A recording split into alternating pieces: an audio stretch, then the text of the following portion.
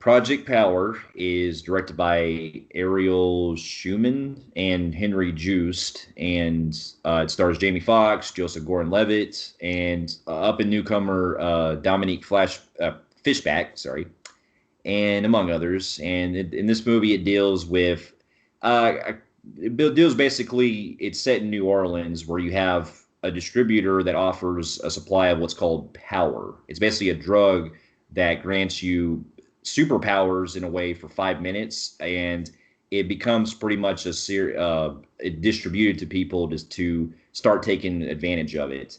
And during the story, it also deals with Jamie Foxx's character, who is a guy uh, who's basically one of the original test subjects, and he basically gets the is trying to learn more about where the distributors are coming from and stuff. And on top of that, you got Joseph Gordon-Levitt's character, who's a cop that's basically getting who deals like drug deals with this who secretly does drug deals with this girl played by Dominique Fishback, and it basically becomes a like three interwoven storylines convert into one, so to speak, and they all pretty much have to collide together and have to learn more about where this drug is coming from, and eventually it deals with a backstory involving with Jamie Foxx's daughter in the film. So, and Joseph Gordon-Levitt, his purpose in the film is basically a cop who's trying to clean up the city, yeah, so to speak, drugs. So, you see him basically taking the drug to try to be on their level, so to speak, so he can kind of defeat, these people who are using the powers to their advantage to rob banks and commit all kinds of crimes. yeah, and now here's some backstory. Now this movie, I'll admit, I saw no trailers of. I completely went completely blind, and it was a film that while I saw like maybe a glimpse of it on Facebook or whatever about the film, I literally didn't know what this movie was really about. I just thought from the genre it was going for that was gonna be okay. Maybe it's just a standard superhero movie. I was completely thrown off the way the premise was going with this. I had no idea it involved with an actual drug that makes you into a fucking superhero.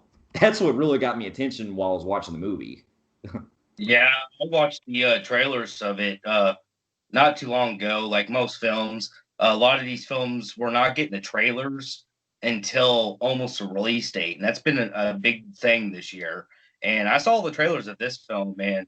I will say that the whole concept of like the Power 5 minute stuff, it seemed very interesting. And not only that, whenever I watched who directed the film, it came from the guy who did Nerve, which I reviewed. I think it's been 2-3 years ago, two, three, four. 2016.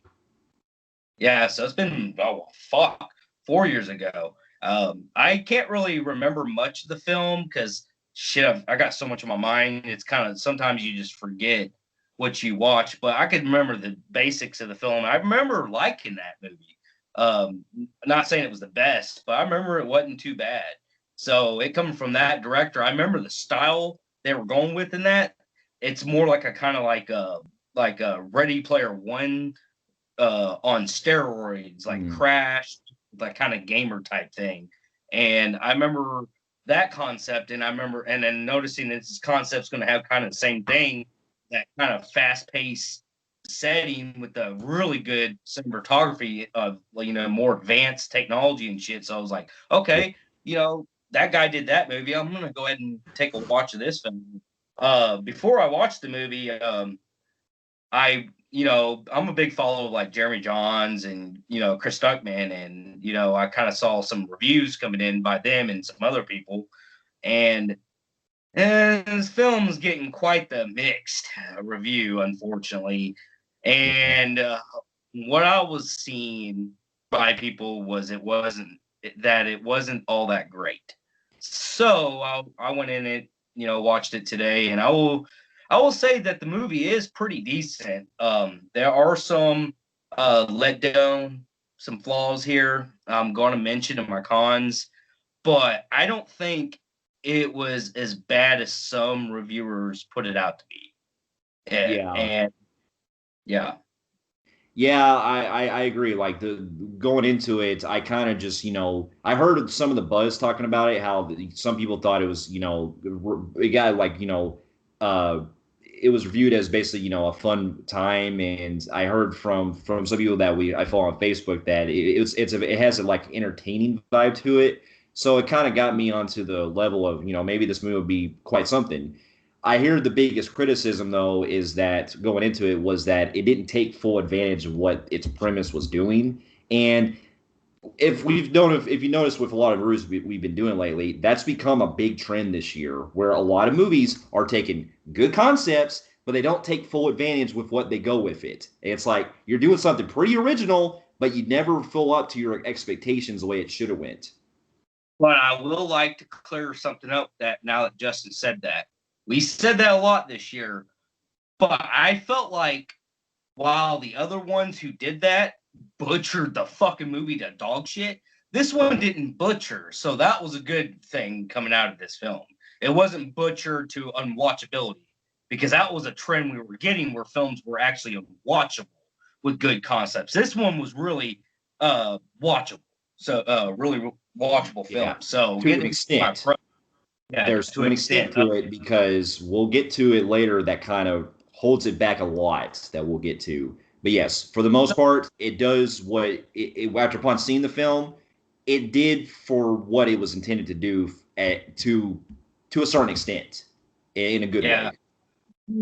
It gives you what you're going to expect from a Netflix original series movie. So, getting to my pros, I will say that I thought the performances by everybody was actually pretty good. I thought the little girl Dominique, as her name, What's her Fishback?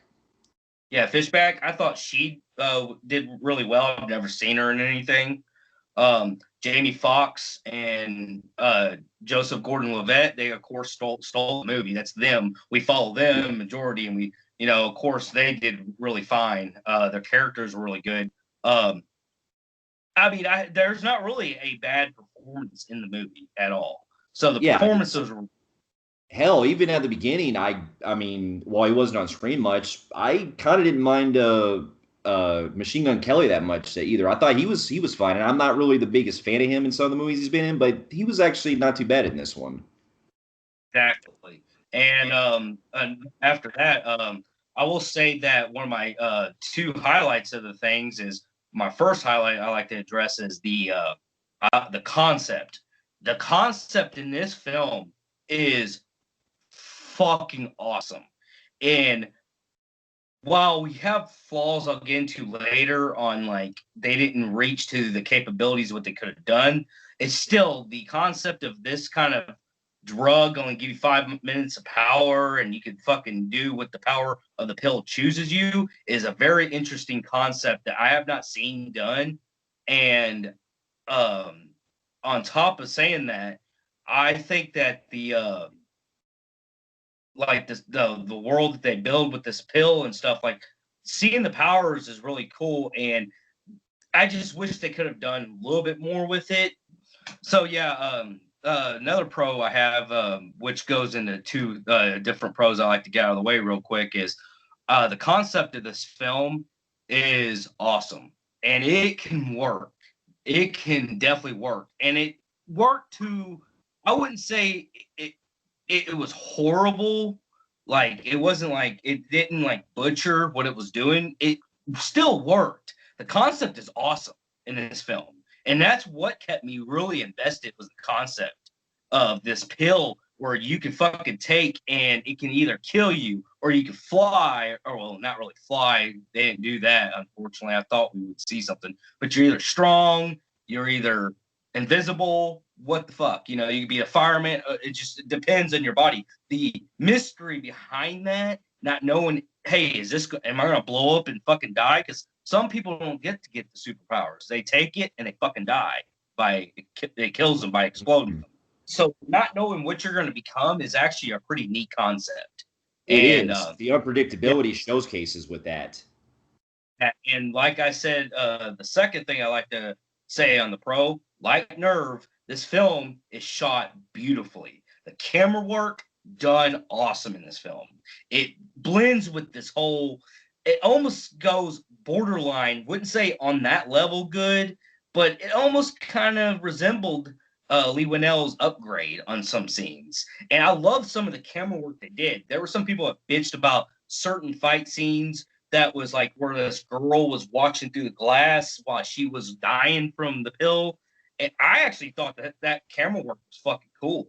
Seeing him like fucking fight. I know you couldn't see a lot, but still, I thought it was pretty fucking badass. It kind of reminded me of Upgrade. So I'm basically saying the camera work is great in this film and the cinematography. Yeah, I agree. I love the way that it was shot in some places with the way it pans over like that, and talk about brutality too, because there's actually like parts where fucking like people explode from shit taking the drug. You're seeing one guy that kind of had me kind of laughing for a second was the part where one guy actually gets his head bashed inside of a fucking like a water fountain thing or whatever, or from a drink fountain or whatever, and it was pouring the fucking blood out. So There are, and what's really weird about that, I like to go on that, and there's like this like real like some kind of theory going around. Not really a theory. This was actually something that apparently was true. This film apparently wanted to go for a PG-13 rating. So there are times you actually see them trying to cut out almost every fucking thing that can get them R rating, and they still ended up with the fucking R rating. And because of that, all the brutality we could have gotten more of, you can kind of see, oh man, painfully edited out. But it became pointless because the movie ended up being R. So it's well, like somebody exposed earlier, there was a couple times where our character's about to say fuck, but then they kind of cut off so they don't say fuck.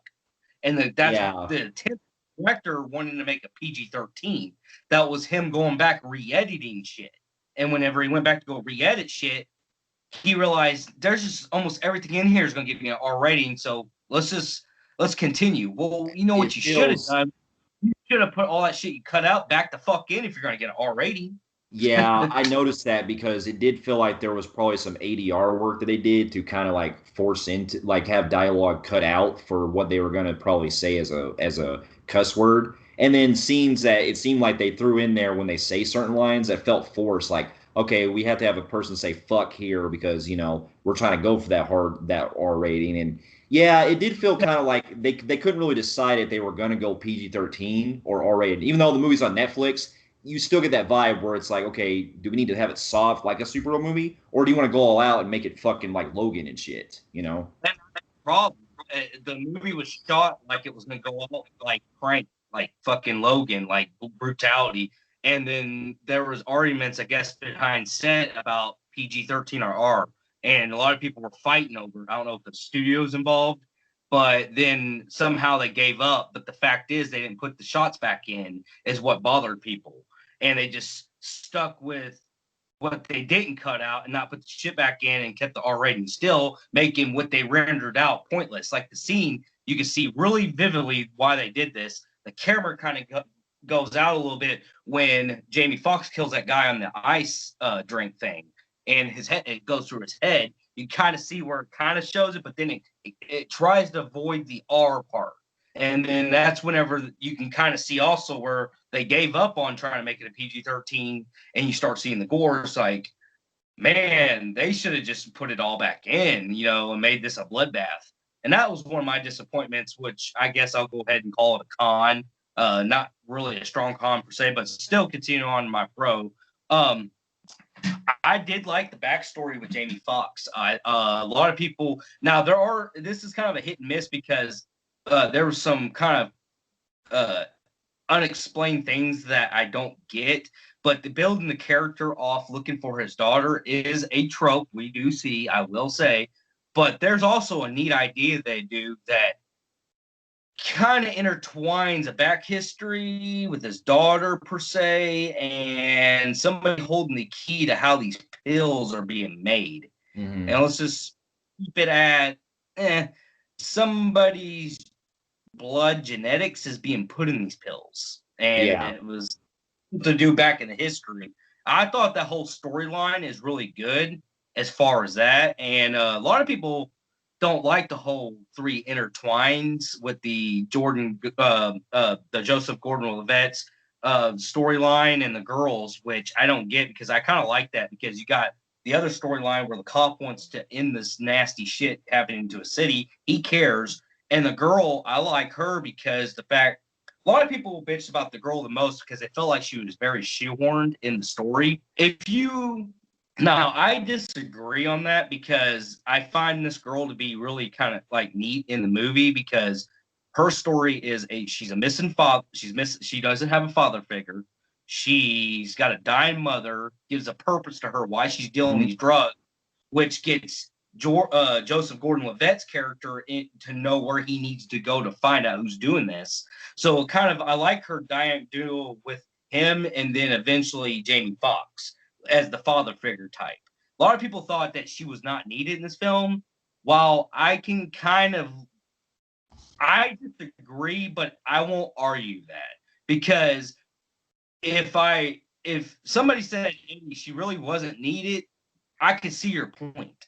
I can see it because really, if you think about it, this could have been a Joseph and Jamie Foxx movie, and really she wasn't needed. But I personally like that addition. I thought it brought, I mean, certain aspects of the writing you could have really like put more thought into with her purpose, so to speak. But she was basically the heart of the two, like she did have, a purpose of what she was going for in that regard for it. And I admired her, like she didn't really, I mean, yeah, some of the things that she does, she kind of really doesn't put like a whole lot of contribution in because she's mainly getting, like just kind of just like around most of the time, doesn't really contribute much to like action wise, but she does kind of have her moments here and there with toward like especially toward the third act. So, she Yeah. was definitely she definitely had a purpose. Yeah, the visual effects in this film, like I talked about earlier, I didn't go much deep on. I did like a lot of the visual effects with the pill and all that stuff. There was Mhm. actually a couple of scenes in particular where they took the pills and the way that the pills, like the way that they showed like how visually like beautiful they looked, kind of remind me off of Annihilation in some scenes with the whole Yeah. monster. Oh, dude, The that was calling me with that part where the dude's like incognito type and he's like moving around and shit. I'm like that like the when it goes that bank robbery like part and the guy just starts like blending in with shit. That to me is fucking visually striking. I love that shit. Let me go back to what I was saying with the pill. The pill part where there was a scene where they opened it, and if you remember the movie Annihilation, how they had them like really like the part where like Natalie Portman's looking at that fucking thing, and it's all beautiful, just like mesmerizing in colors. They did some scenes where they took the pill and it looked like that.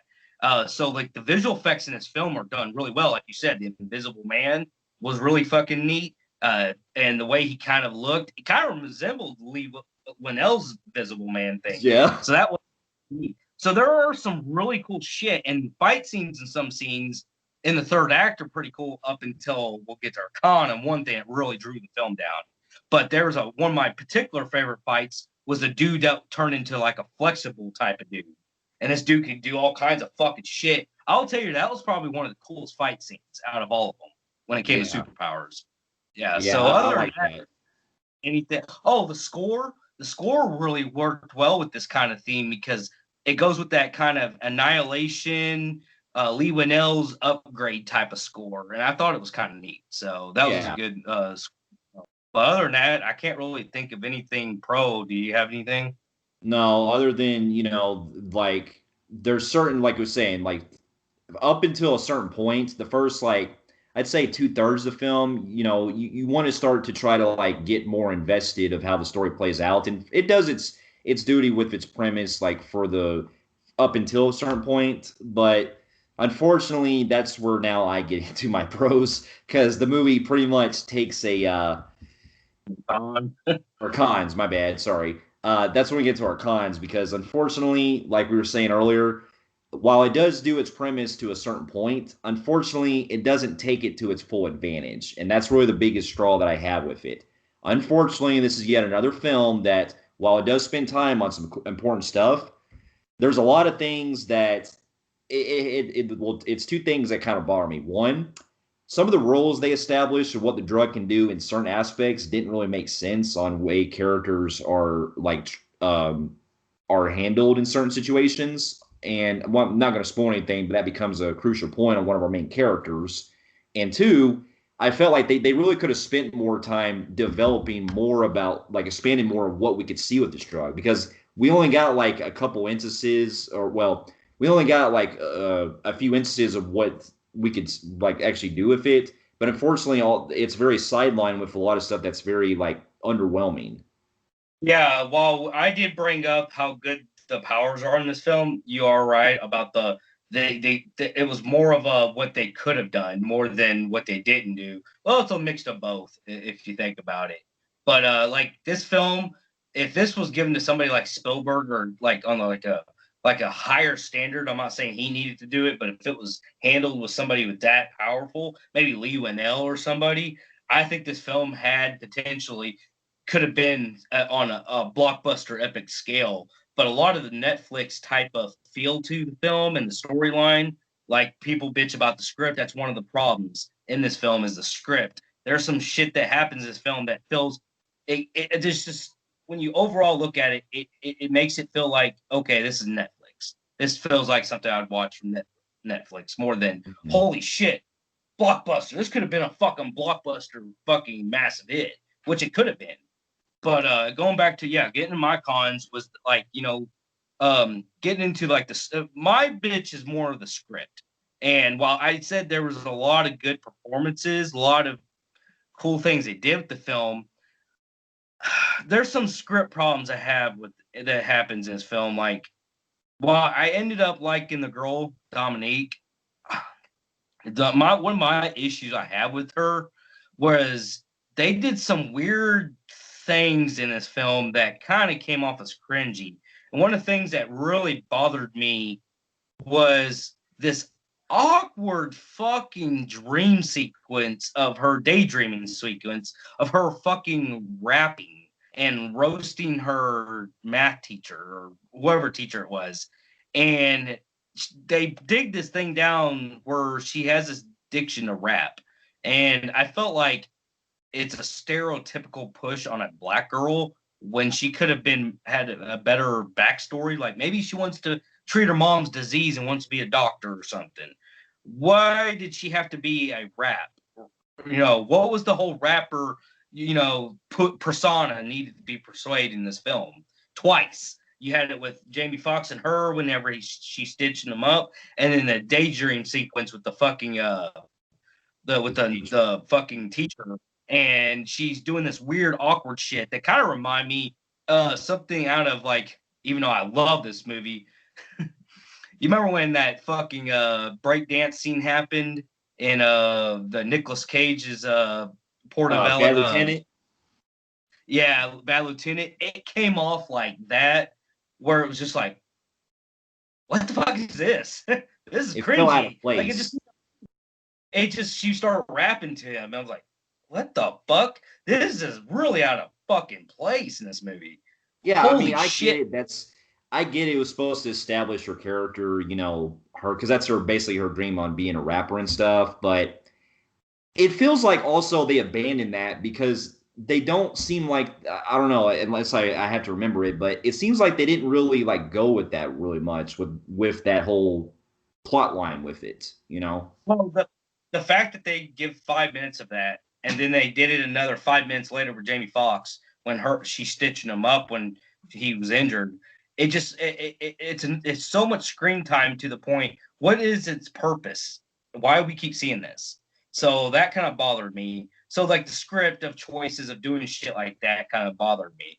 Like you said that earlier, they wasted a lot of potential where they don't really establish other powers they could have done. And, Yeah. like a guy who could go underwater and swim, another person who can fly. I mean, there was so much they could have done. They didn't do it. It was very subtlety more than anything, which kind Yeah. of should have been a word in making a film like Well, this. plus, also another thing I have to bring up. There's also I don't know if I missed this or what, but there's also like certain characters they bring up in the film late in the film that are introduced at a fucking nowhere that are more villains to add on to, and they don't have any build up. I'm like, where the fuck this person got from? Because what I had a problem with is that they set up like a certain villain in like toward the end of it, and then all of a sudden we get introduced to another villain that we haven't even seen before, if I recall, and it felt like Yeah, it was very abrupt. yeah, the film is trying to be like that comes to another script issue. It's script, big time script problems because you introduce us to this villain guy at first who's kind of delivering the drugs, only to be kind of settled down and captured, and it's like, hey, where's this person at? We get introduced a second character, and eventually we get introduced to who's pretty much the mastermind behind all this. But yeah, Yeah, that's another script issue. But going back to another thing you were talking about earlier that bothered me was the inconsistency of certain people who take the drug. Now I'm all for the blowing up and not knowing what fucking drug you take will give you a power. That's cool. But then they get into some characters who were taking it that didn't blow up. They just like that. I didn't get the whole girl dying in the ice thing. Like, what's so superhero about that? That she's kind of needed heat to stay alive. That seems like more of like a damn, I fucked myself more than and than anything. And then yeah, there's a thing that happens at the end where a character something happens to this person and it made no fucking sense because nobody else's powers kills them. So it's like, what the fuck? Why did that happen? I mean, was that supposed to be forced emotions? Because that kind of didn't work for me. So yeah. Well, yeah, that's what I'm saying. It really felt like it didn't really like the longevity just wasn't making sense with some of the rules they established on how this drug works. We could have definitely explored more with that. Which, again, this is another Netflix film like the old guard movie we watched. Quest Time that once again it tries to set up probably a future sequel. So it seems like every time we get these kind of movies, they always ask us more questions that have to be resolved in this that have to be answered in the sequel. and like a lot of the Netflix films, this one film did exactly the same thing where they don't really dig into backstory too much. They make it very basic to try to shoehorn a easy writing standpoint to try to build a world of this drug. But then you start fucking questioning, okay, like example, he's one of 7 soldiers who got tested on. Where's the other 6? Are they dead? I mean, why did he not develop the powers, and why did it get passed through his sperm to a certain character? Like, I'm kind of lost where this is going, and not to stay too long to spoil any more of the movie itself. This film does something that I was hoping it didn't do, and this is probably going to be my biggest gripe of this review. This film has to be one of the most anticlimactic film from. I'm talking about. I said that to a shitty movie earlier, but I'm talking about a film that I was entertained by. Man, this movie was fucking anticlimactic, and I'm talking about so obvious. They actually literally fucking it almost you can see it personally that they ran out of script and time. So Mm-hmm. it's just like a 10-second battle of a villain that doesn't fight back. And then the whole hugging, shake hands, you saved the city, thank you, I got my daughter back.